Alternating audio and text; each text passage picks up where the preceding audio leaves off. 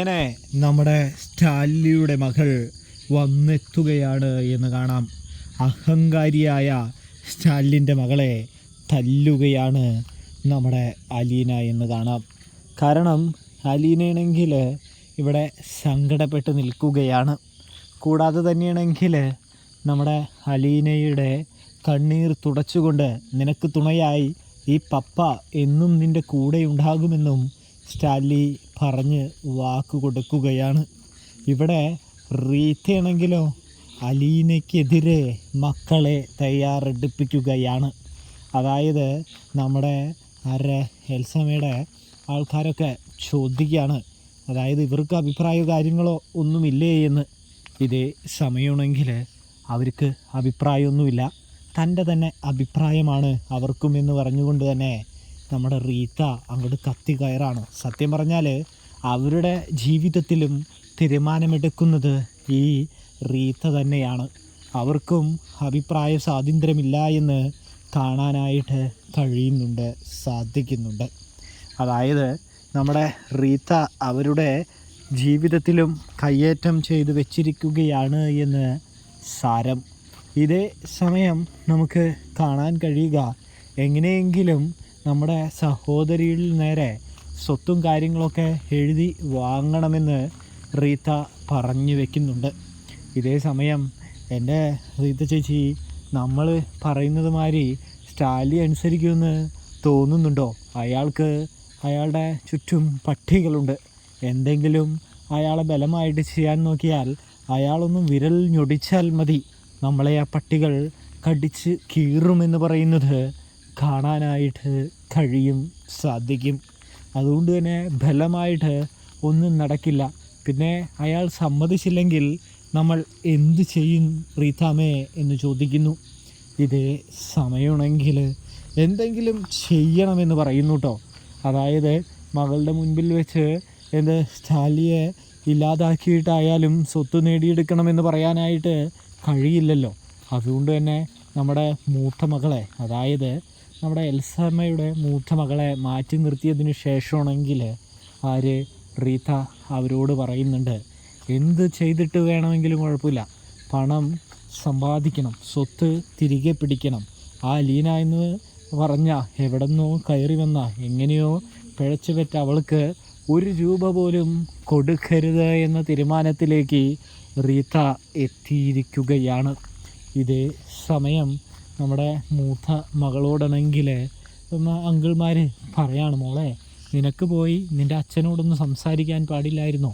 നിനക്ക് പോയി കാര്യങ്ങളൊക്കെ ഒന്ന് മാറ്റാനായിട്ട് പറഞ്ഞൂടെ? നീയും നിൻ്റെ പപ്പയും തമ്മിൽ നല്ല ടേംസിലൊന്നും അല്ലേ എന്ന് ചോദിക്കുന്നുണ്ട് വീണ്ടും.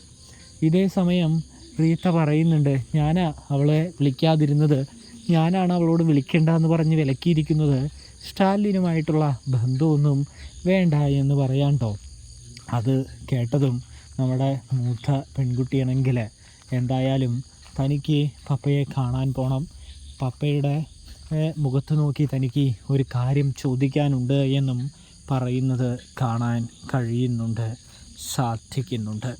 ഇതേ സമയമാണെങ്കിൽ മോളെ നീ കടുത്ത തീരുമാനത്തിലാണോ, ഉറപ്പിച്ചതാണോ എന്ന് ചോദിക്കുമ്പോൾ അതേ എന്ന് പറയുന്നുണ്ട്. ഇവിടെയാണെങ്കിലോ അങ്കിൾമാരാണെങ്കിൽ സ്റ്റാലിൻ്റെ മുൻപിൽ 3-4 തവണ അവർ പരാജയപ്പെട്ടിട്ടുണ്ട്. അതുകൊണ്ട് തന്നെ ഇനി ഒരു പരാജയം കാണാൻ അവർക്ക് മനസ്സില്ല. അതുകൊണ്ട് സ്റ്റാലിനെ എന്തു ചെയ്തിട്ട് വേണമെങ്കിലും കുഴപ്പമില്ല, തങ്ങൾക്ക് വിജയം കാണണമെന്നുള്ള ചിന്ത മാത്രമേ ആർക്കുള്ളൂ, നമ്മുടെ അങ്കിൾമാർക്കുള്ളൂ എന്ന് കാണാനായിട്ട് സാധിക്കും. അതുകൊണ്ട് തന്നെ മകൾ പോയൊരു പ്രശ്നം ഉണ്ടാക്കട്ടെ, പിന്നാലെ എന്തെങ്കിലും പ്രശ്നം ഉണ്ടായാൽ അവിടെ കൂടെ ചെന്ന് വലിയൊരു പ്രശ്നവും വലിയൊരു ഭൂകമ്പവും സൃഷ്ടിക്കാമെന്ന് ആര് ചിന്തിക്കുന്നു? നമ്മുടെ അങ്കിൾമാർ ചിന്തിക്കുന്നുണ്ട്. ഒടുവിൽ മകൾ പോവുകയാണ് എന്ന് കാണാം, അതും സ്റ്റാലിൻ്റെ വീട്ടിലേക്ക്. ഇവിടെ ഒരു കണക്കിനാണ് നമ്മുടെ അലീനയെ ആശ്വസിപ്പിച്ച് പ്രശ്നങ്ങളൊന്നും ഉണ്ടാകില്ല എന്ന് പറഞ്ഞ്, ഒരു പ്രശ്നം വന്നാലും നിന്നെ വിട്ടുകൊടുക്കില്ല എന്ന് പറഞ്ഞ് സ്റ്റാലിൻ ധൈര്യപ്പെടുത്തി നിർത്തിയിരിക്കുന്നത്. ഇവിടെയാണെങ്കിലോ നമ്മുടെ മകൾ വന്നെത്തുകയാണ്. പപ്പയെ കാണാനും പപ്പയോട് കാര്യങ്ങൾ സംസാരിക്കുവാനുമാണ് അവൾ വന്നിരിക്കുന്നതെന്ന് കാണാം.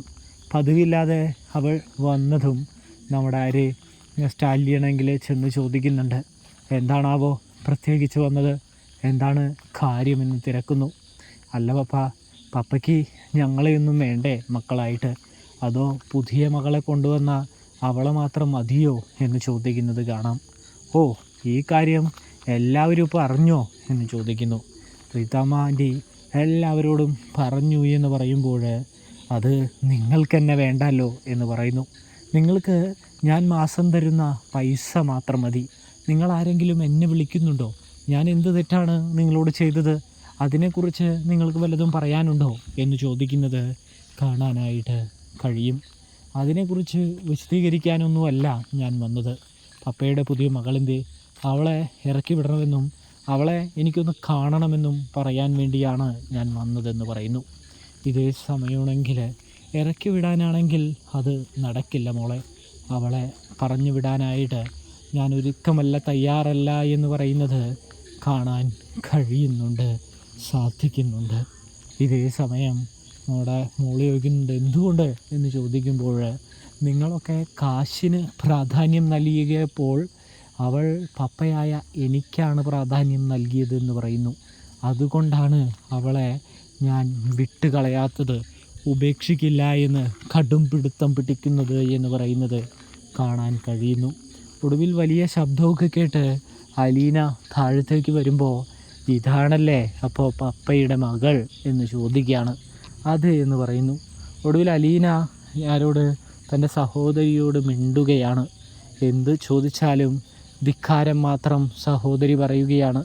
തുടർന്ന് സ്റ്റാലിൻ്റെ കുറ്റങ്ങളും കുറവുകളും എടുത്തെടുത്ത് പറയുകയാണ്. അപ്പോഴെല്ലാം നമ്മുടെ അലീനയ്ക്ക് നല്ല രീതിയിൽ ദേഷ്യം വരുന്നുണ്ട്. അലീനയാണെങ്കിൽ ചോദിക്കുകയാണ്, നിങ്ങൾ എന്തുകൊണ്ട് നിങ്ങളുടെ പപ്പയെ ഉപേക്ഷിച്ചു? ആരുടെ വാക്ക് കേട്ട് ഉപേക്ഷിച്ചു? എന്തിനു വേണ്ടി ഉപേക്ഷിച്ചു? നിങ്ങൾക്ക് നിരന്തരമായി പണം മാത്രമേ ആവശ്യമുണ്ടായിരുന്നുള്ളൂ, പപ്പയെ ആവശ്യമുണ്ടായിരുന്നില്ല. ഇപ്പം ഞാൻ വന്നത് എന്താണെന്ന് വിചാരിച്ചാൽ, ഞാൻ വന്നത് നിങ്ങൾക്ക് ഇഷ്ടപ്പെടാത്തത് സ്വത്ത് തട്ടിയെടുക്കുമെന്ന് വിചാരിച്ചു കൊണ്ടല്ലേ എന്ന് ചോദിക്കുന്നത് കാണാനായിട്ട് കഴിയുന്നുണ്ട്. ഇതേ സമയമാണെങ്കിൽ നമ്മുടെ മകളാണെങ്കിൽ, സഹോദരിയാണെങ്കിൽ അലീനയോട് പൊട്ടിത്തെറിക്കുമ്പോൾ, ചേച്ചിക്കുള്ള സ്ഥാനം എനിക്ക് തരണമെന്ന് പറഞ്ഞുകൊണ്ട് സഹോദരിയുടെ മുഖത്തും അലീന കൈവയ്ക്കാൻ ഒരുങ്ങുമ്പോൾ സ്റ്റാലി പറയുന്നുണ്ട്, നീ കുറച്ചുകൂടി മര്യാദ പഠിക്കാനുണ്ട് എന്ന് പറയുന്നൊരു കാഴ്ച കാണാനായിട്ട് കഴിയുന്നു, സാധിക്കുന്നു. കൂടാതെ തല്ലി വളർത്താത്തതിൻ്റെ ദോഷം ഇവളുടെ സ്വഭാവത്തിലും പെരുമാറ്റത്തിലും ഉണ്ടെന്ന് അലീനയോട് പറയുന്നു. അപ്പോൾ റിവ്യൂ ഇഷ്ടപ്പെട്ടാൽ സബ്സ്ക്രൈബ് ചെയ്യുക. തെറ്റുകുറ്റങ്ങളുണ്ടെങ്കിൽ ക്ഷമിക്കണേ.